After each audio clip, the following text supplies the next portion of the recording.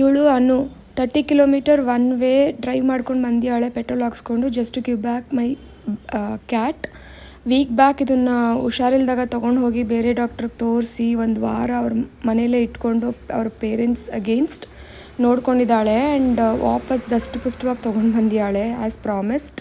ಏನು ಹೇಳೋದು ಈ ಪ್ರೀತಿಗೆ. She just didn't help a cat, she help to heart. ಇದು ಅವಳ ಫ್ರೆಂಡ್ ಅರುಣ್ ನೋಡಿ ನಾನ್ ಸ್ಟಾಪ್ ವಟ ಅಂತ ಇರ್ತಾಳೆ. ಕ್ಯಾಟ್ ಡಯಟ್ ಚೇಂಜ್ ಆಗಿದೆ, ಲೈಫ್ ಸ್ಟೈಲ್ ಚೇಂಜ್ ಆಗಿದೆ, ರೊಟೀನ್ ಚೇಂಜ್ ಆಗಿದೆ.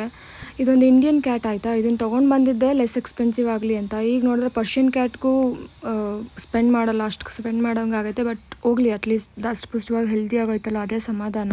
ಫುಡ್ ನೋಡಿ ಏನೋ NND ಪ್ರೈಮ್ ಅಂತೆ, Italian made formula and it's bloody 2500 for 1.5 kg bro. 300-400 ರೂಪಾಯಲ್ಲಿ ಮುಗಿತಾ ಇದ್ದಿದ್ದು 1000 ರೂಪಾಯಿ ಆಗೋಗ್ಬಿಟ್ಟೈತೆ ಇವಾಗ ಇದು. ಆ್ಯಂಡ್ ಇದು ಒಂದು ತಿಂಗಳಿಗೂ ಬಂದಿಲ್ಲ ಆ್ಯಕ್ಚುಲಿ. ಬಟ್ ಏನು ಮಾಡೋದು, ಅದಕ್ಕೂ ಪ್ರೋಟೀನ್ ಬೇಕು, ಅದು ಕೂದಲೆಲ್ಲ ಉದುರ್ತಾಯಿತ್ತು. ಇವಾಗ ಕೂದಲು ಉದುರೋದು ನಿಂತೈತೆ, ಚೆನ್ನಾಗಾಗೈತೆ, ಹ್ಯಾಪಿಯಾಗಿ ನಾಟಿಯಾಗಿ. I am so happy.